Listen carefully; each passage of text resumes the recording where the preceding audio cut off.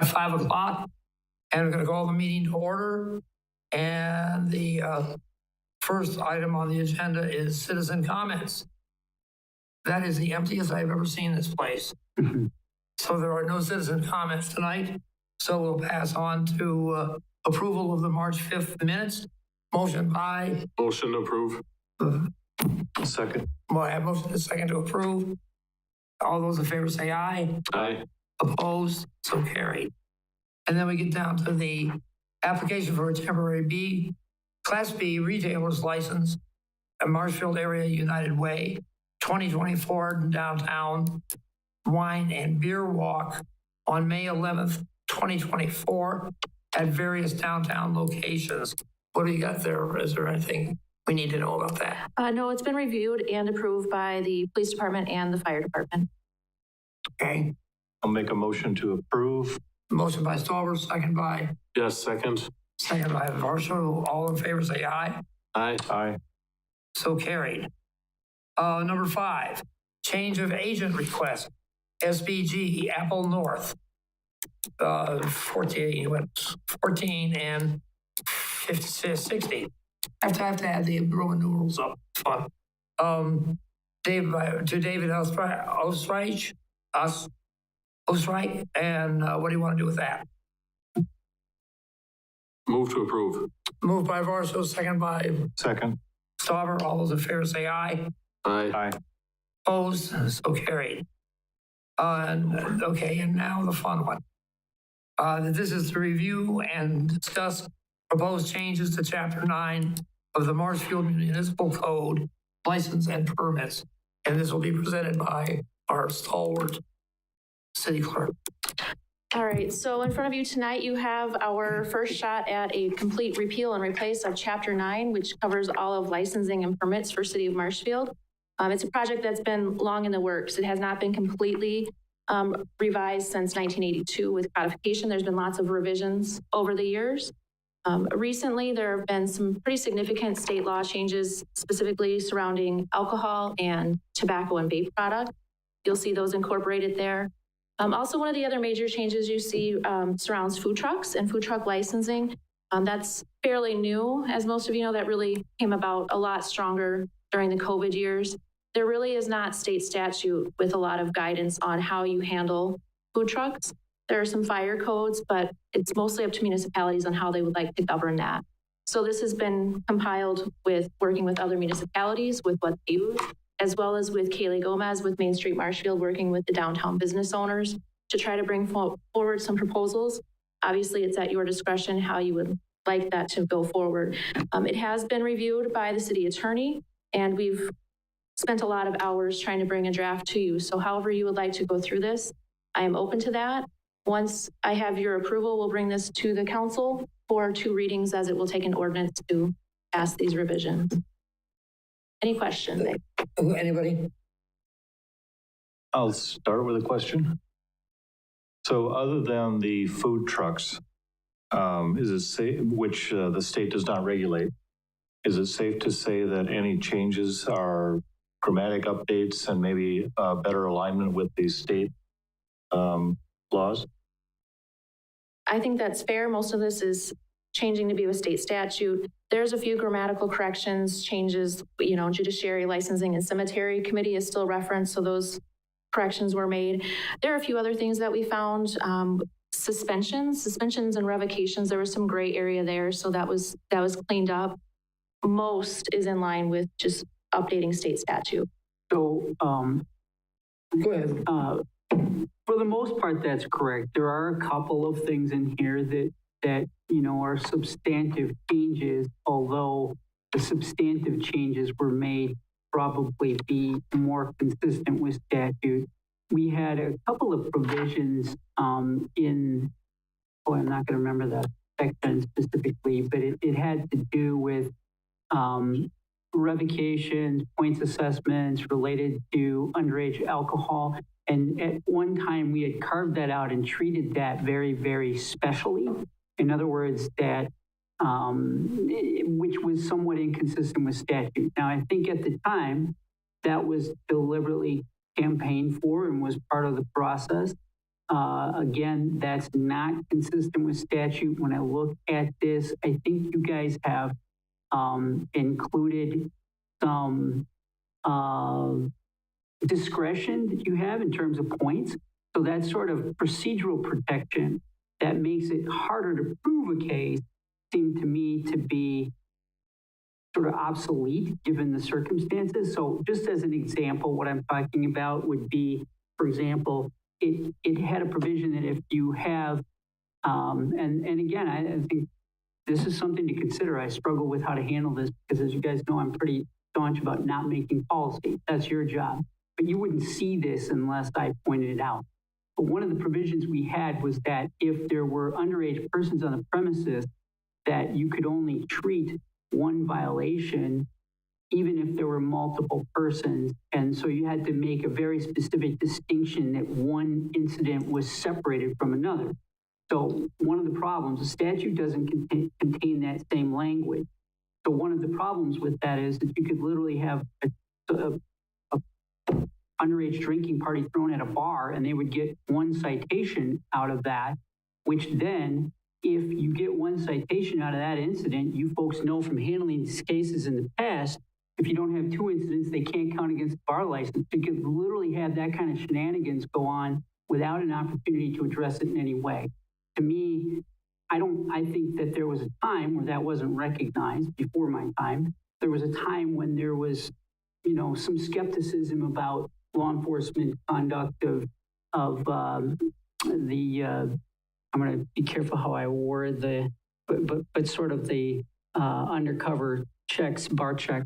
Now, the reason why I think that those things are somewhat obsolete is because now you have a provision in here that sort of says, and then we can sort of assess points if we want, and you have this statutory requirement that when somebody comes up for a hearing on a suspension or revocation, you have to give them the opportunity to present evidence that they've been rehabilitated, that there are mechanisms in place to protect or mitigate all of this. So if you have a case and it looks like somebody's going to be suspended, you've got the opportunity to look at that totality of the circumstances and decide, you know what, we're going to give this person a break. It was a one-time incident and this was 2 people, or it was a one-time incident, there were 13 kids, they were all 13 drinking at the bar. We don't feel like that's an okay thing to do. So it gives you the discretion to act on that as a body under those circumstances. So that's one change. The other substantive change that's worth noting is that we had an automatic exemption under the code that said that if you have an outstanding debt to the city, taxes, forfeitures, or whatever, then you couldn't get it licensed. And that was a blanket requirement. And then what it said is that the council, and I think it was narrowly tailored perhaps to just taxes, that someone could then come and present and the council could give an exception if it chose by a consideration of those factors or whatever. You guys that are on the council have dealt with that once or twice. I think all of you have. Yeah. One of the things that we talked about, and I'm going to confess to suggest this idea, that what happens if we've got somebody who's on a payment plan, and does it make sense to then revoke a license if they've been on a payment plan? And what I want you to think about there is someone's got a property, they're past due taxes, but we've got them on a payment plan and they're up to date on that payment plan. Does it make sense to then revoke their license and require them to come before the council and make that decision? So we put in that provision that if they have a payment plan in place and are up to date and have never defaulted on that payment plan at the time of the application. So one of the reasons I wrote that in was because I thought, I don't want someone to come in and make up a payment plan. I apply, I find out I'm not going to get my license, so I make up a payment plan so I can get by. If it's not made up by the time that the application is due, then you're not going to go back and fix that. Then they got to come in front of the council. But to me, it does make sense with respect to doing an exception where there is a payment plan in place, that they're up to date, they have never missed a payment. That's a key. So if they default and then come back and recover it, that's not going to be sufficient. They'll still land in front of you folks. That's the common thing that we've had. Correct. So this would avoid certain ones being put in. The kind I'm thinking about is that somebody has got past due taxes, but they've got a payment plan with the county. they're up to date on it, have never defaulted. Do we need to have a hearing over whether or not that's an exception? It doesn't seem to be. There's some consistency with this consideration under the statute, because when you think about what you look at when you're going to issue a license is financial responsibility.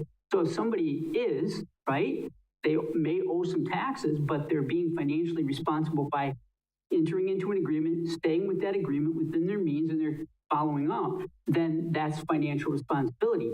If they bump it or are screwing around with it, then that's not financial responsibility. And that's a reason for us to say, no, you're not entitled to a license under those circumstances. So that's a thought. But again, that was only our looking at this, trying to address a solution, or come up with a solution for something that might be a lot of messing around over something that was pretty insignificant. That person who's got a payment plan is going to be paid up on their taxes and $50, something like that. You don't necessarily be there. The other one that would be an example of that are, there's dozens of people with the municipal court that owe a debt to the city, and they are behind as soon as they don't pay that. So that means if you were to default on a stop sign violation, but you have 60 days to pay it or whatever, you technically are indebted to the city, and there isn't a payment plan necessarily in place. The question is, when are you delinquent?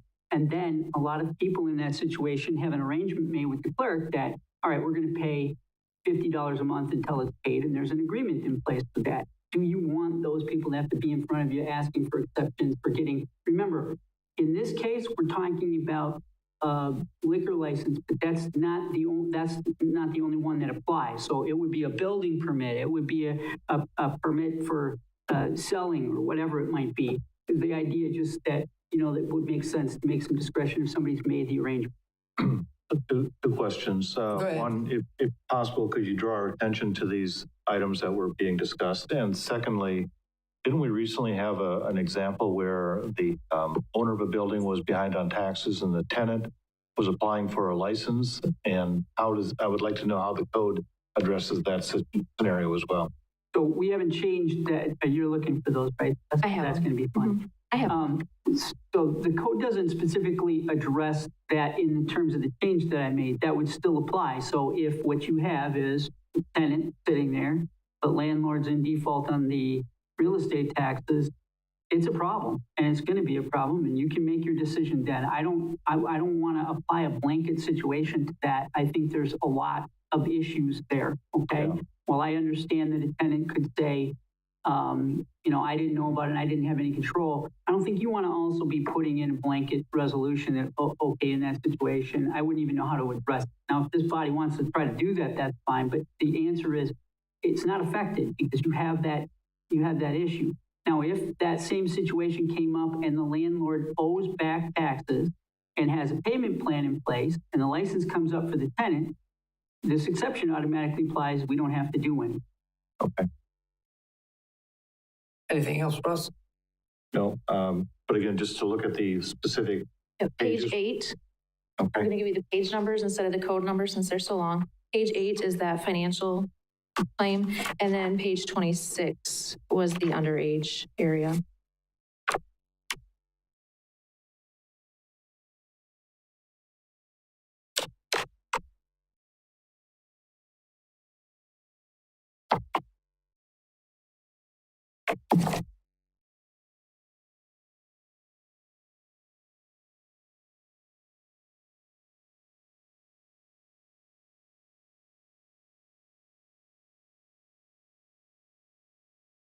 You said page 26?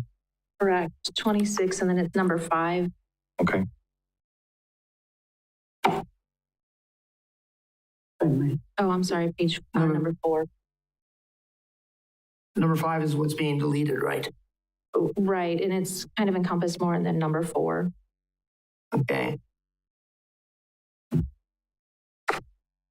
So if I might, number 4 talks about sort of this good faith effort. That's actually in the statute, and so there's no problem with incorporating that. The idea being that you don't want to penalize an establishment if they have a bouncer in place, people checking the IDs, and somebody figures out a sophisticated way to circumvent that. If they've got something in place, and that's a different situation. If you look at number 5, though, what it's talking about is that single or closely related incidents will not result in multiple violations. That's somewhat ambiguous. What's closely related? Okay, an hour later, the same people come in. What does that mean? And then the other question is, okay, what's the impact of that? It does seem to be different in terms of the conduct managing the establishment under a license. If you have one person come in and 14, or 2, or 3, or 4, or whatever it might be, to say, okay, you had one person come by and we're going to cite you for that. That's one thing. When it ends up being, well, you let 5 go by and you have no authority to do anything else with that. And then imagine you guys in that situation when you look at it and there's nothing to be done because it's only one violation. Mm-hmm. Look at it and you realize, what the heck? And this night, 19 people got by you and you knew what was going on. And that's just exactly what we don't need to have. Yeah, agreed. Russ, you got more? No, thank you. Jess? Is that your discretion? Actually, one thing, I would like to do this in some fashion or orderly fashion that we can do it over a period of time and still meet your deadlines. Because you'd like by May to have this done. Yes. What I would suggest is, number one is, I think it would behoove us to take a good look at let's say the top 10 on the hit parade. What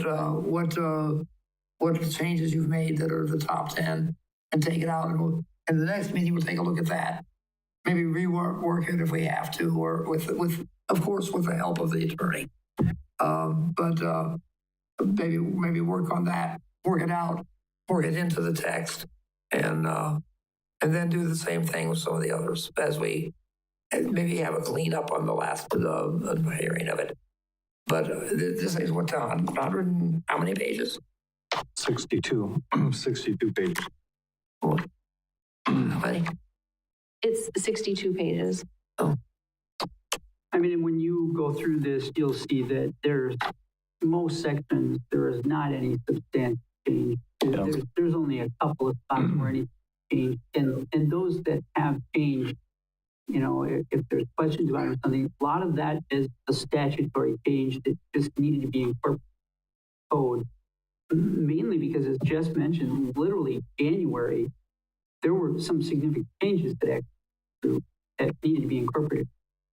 What I'm getting at is there are some changes in here that are simply changes in the amount of dollars and forfeiture or that sort of thing that we've already got. So that kind of thing. I think we could deal with those as a group. We don't have to go and look at every one of them. I think we need to look at things that are really substantial changes that will affect the way we issue license and punish for violation of the code. I think those are the big things, and I want to get those resolved. But so maybe we could get those small ones out of the way, and too. And if there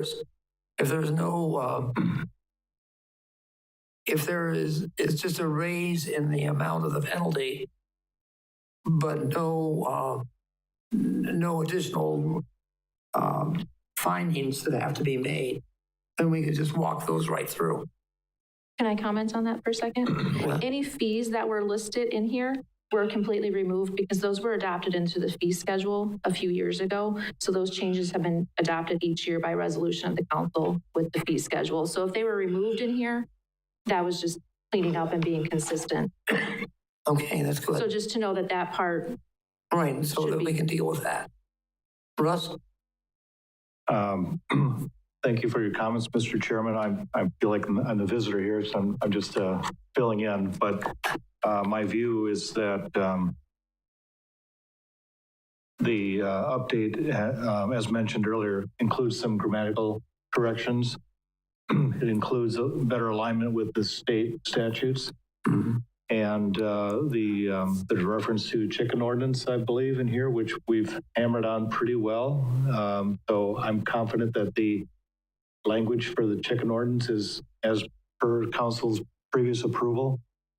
The one that might take a little bit more discussion or evaluation, in my opinion, would be the portable food vending. And my understanding, food trucks, if you will, my understanding is we're taking a more conservative approach, which I think is probably a wiser, more prudent approach. We can always relax it a little bit later. And in short, my understanding of food trucks, they won't be allowed on public property or city streets. They would only be allowed with permission of the private property owner on private property. I don't mean to be oversimplifying it, but I think food trucks may be an item for discussion with the larger body. Just want to address that because that's not accurate. We don't, I know that was one of the things just recently, and I think the exception there for those incidents are city events. City sanctioned events are exempted from the public property. So that language was in there the way you indicated it, Councilman Stover, but when I looked at that, I said, well, wait a minute, this actually would mean that we couldn't have Fall Fest, et cetera, because now you got food trucks on the property. You have to make an exception for that incorporation. So you're, for the most part, correct, but there is that exception for city sanctioned event, which opens the door potentially for someone to say, you know, I have an event, I have an event involved food. What, Jessica, let's go Page to the 49 is where that page begins. 49. Okay. Page 49. Page 49 is where that starts.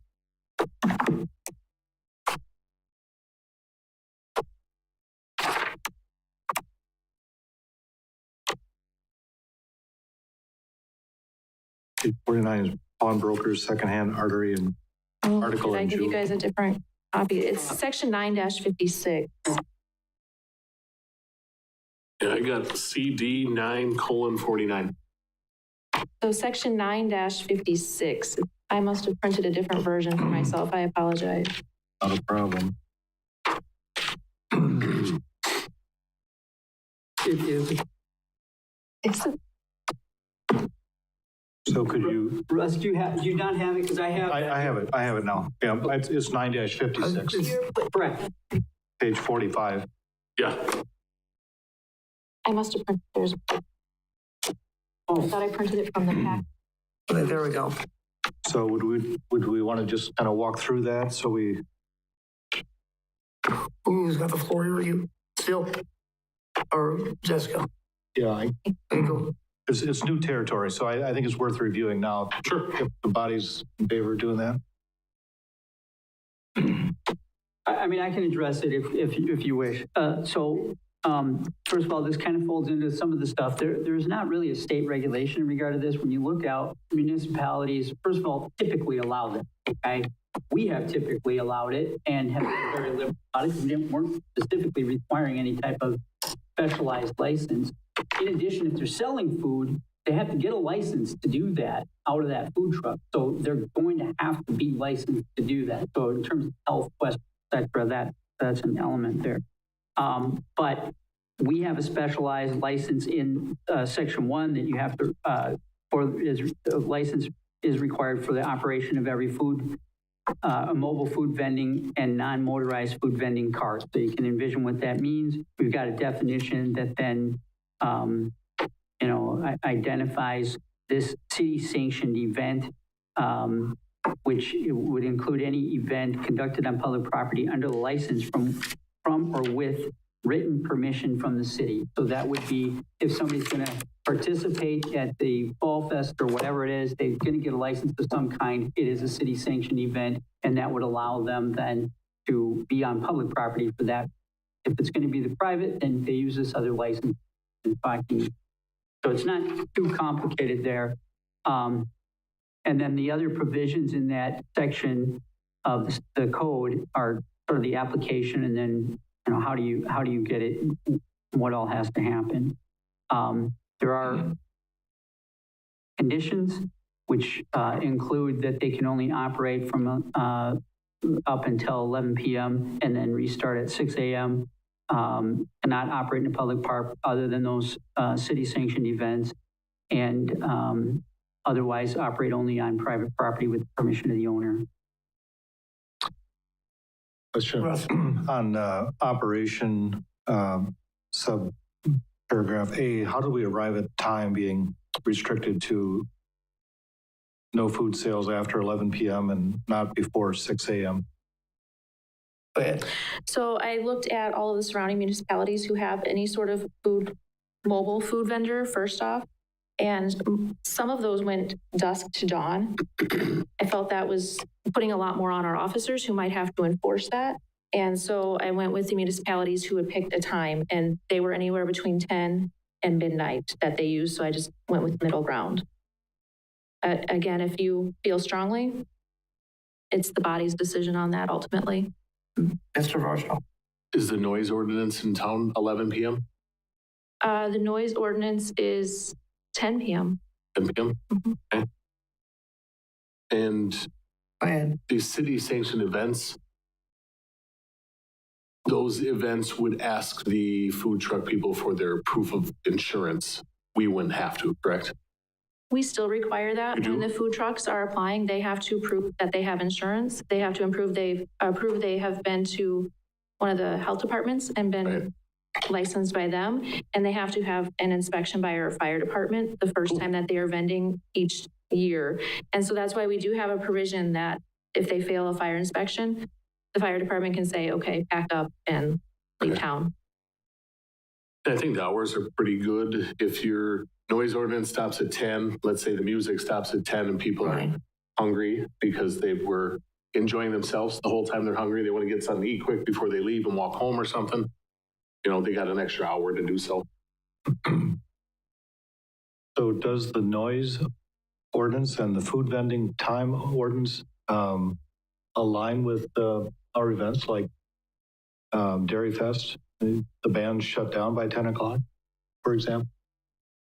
So any of those events can apply for a noise ordinance variance. Okay. And so often those events do. So it could be the same scenario for a food vending variance then? Let's say, for example, during Dairy Fest, they would like to have food available past 11 o'clock. It would be up to the, no, my view of this is in the code. There's no provision for a variance in this. I know we think of it like a variance, but variances have a legal meaning, and that's usually in a zoning situation. So zoning's not involved here. We call it a variance, a noise ordinance variance, but it's not truly a variance in the sense that it's a legal variance. It's a variance only because we have a provision in the code that allows you an exemption from that for a certain event. So if that's something you wanted to do, that would have to be incorporated in. So the scenario that Jessica mentioned about noise going past 10 o'clock, is that covered in the rewrite? That is a separate chapter. That's part of police department ordinance. Okay. A noise variance is part of the PD. I'm just trying to think of what scenarios could come before the group and, you know. And this is only for city sanctioned events. So what about the fairgrounds with the parish pole? And they have a lot of vendor food trucks in the parking lot of the fairgrounds. That's city property, or is that a fairgrounds type of thing where, like last year, they got rained out? Didn't the parish poles get done like 3:30 in the morning? You know, are those food trucks still being able to sell until 3:30 in the morning because the event's still going on and it's not on? Is that city property at the fairgrounds? Or would that be considered a fairgrounds event, and with their events, they take care of that and they wouldn't? That's the only thing I can think of is like the parish poles. Last year that got rained out for a couple hours. They didn't get done until like 3 in the morning. Obviously there's noise there, which was, I assumed, okay. Yeah, usually the fair will ask for a variance, and then the way I've always looked at it is anything tied to the fair would fall under that variance. I didn't look at it specifically, and obviously this wasn't an issue then, but I didn't care if it was a Ferris wheel that was causing the noise or truck or what. They asked for a variance and it was granted. All right, so I mean, this is an issue that's not addressed in the draft of this code. So here's, first of all, we can set aside noise because noise is handled in a different part of the code and it would apply regardless. So if there's a noise concern and you're at Maple Fall Fest, if there's an exemption under Maple Fall Fest, then there's an exemption for the food truck that's there for Maple Fall Fest because there's an overall exemption for the event. So we're not dealing with that here. Okay. However, if the fairgrounds is public property or private property and you have a mobile food truck operating on it, the way this reads right now, you're done at 11 o'clock, doesn't matter. It's unlawful under this code and the chief's got to go down and issue them a ticket. Okay. Now that's up to you whether you want it that way. Again, you can see here's what we didn't do. I'm going to say Jess didn't do. And that is come in here and ask you what you wanted, because we would have been here for several months, not unlike some other instances. So I give Jess a lot of credit. She did, and I did a couple of things too, where I said, I don't normally do this, but I'm going to suggest it. So that you guys got something in your hand. But these are the issues that are there, and you know, whether you want to make that exception because of that specific circumstance, then that's entirely your call. And again, you have that question, which is, if somebody's selling, we don't have restrictions on how late McDonald's can be open or any other restaurant. So if somebody's got a food truck in their parking lot, right? And I'm saying, what if it's one of the taverns, right? They have a food truck in their parking lot, that might run into another problem. But as long as alcohol's not sold and they're off premises, I guess it's got to be licensed. So they got it off on the corner or whatever the heck it is. It's on another lot or whatever, and it's not described in the license. I had to come up with a lot of exception scenarios. It's like a law school exam now. But so you know, is there a reason to do that? If they're selling hot dogs and it's open until 3 a.m. and it's not disrupting anybody, what difference does it make? You're allowing it to happen. It's on private property. It's not interfering with traffic. It's no different. Now, you know, if there's some concern that somehow interferes with, you know, residential settings or something like that, well, that's all going to depend on where it's set and all of that. There's other regulations that apply to it. So there is an argument that you don't need a regulation for time. That's going to be your call. But we don't say what time McDonald's or any of the others. Now, they're in a commercial location, and this is any private property. So this could theoretically be anywhere. Could I have a food truck at my house, right? Yeah.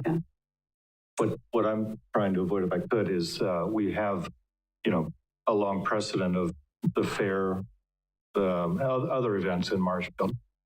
And now we have a new ordinance, a code specific to what we traditionally would call, you know, mobile food trucks, which could apply to events that we've had for many years. And I'm trying to avoid that surprise, that conflict. So I think it should be addressed.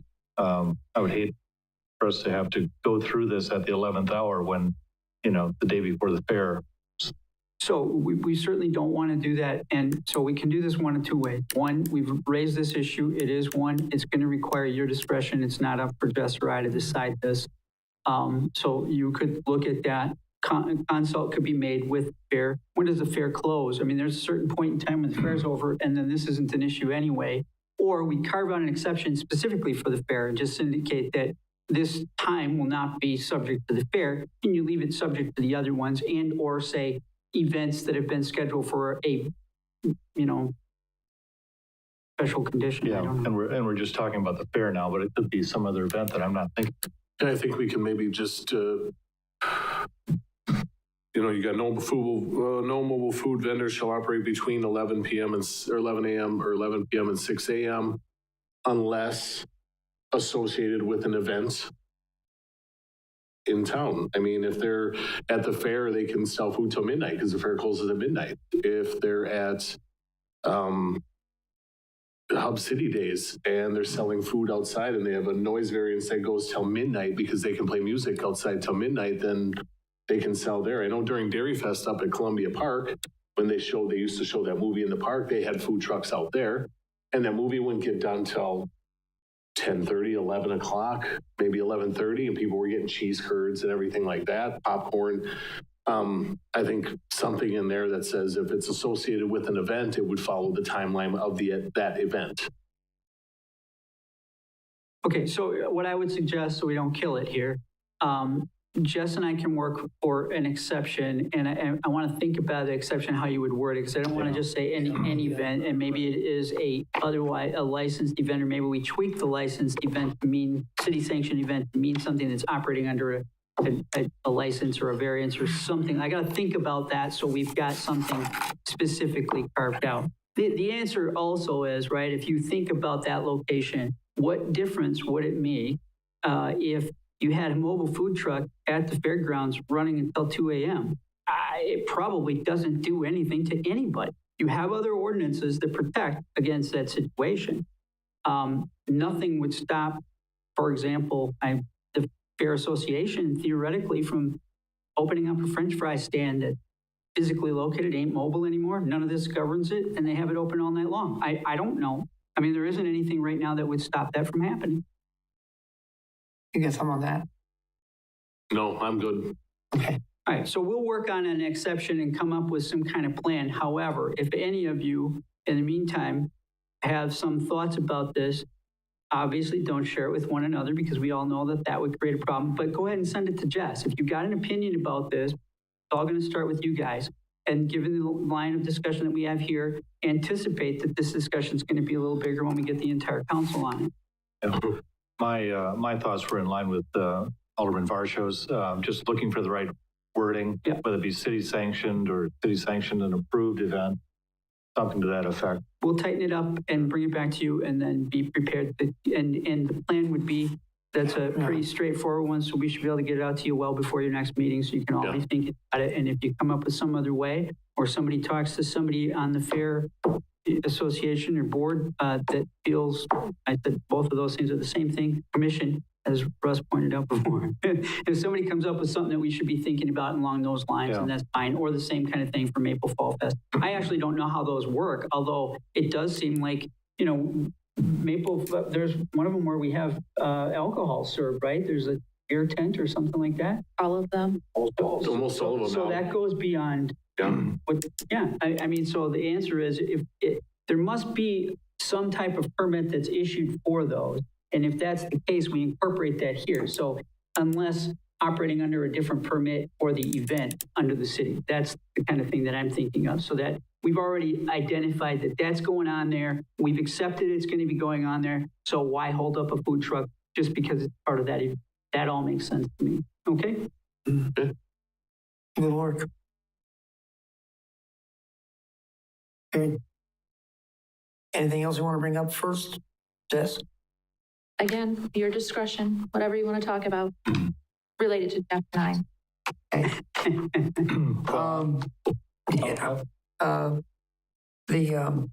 think we'll make sure that on the next agenda it says continued discussion. There'll be follow on from this and then continued discussion. Yeah. I'll just say I like the idea that you've consulted with other communities who already have, you know, similar ordinances in place, and you've also consulted with the stakeholders like Main Street, Marshfield, for example. The other thing that I'm just kind of noodling here is that, you know, food trucks was a topic of discussion at recent council meetings in 3 months.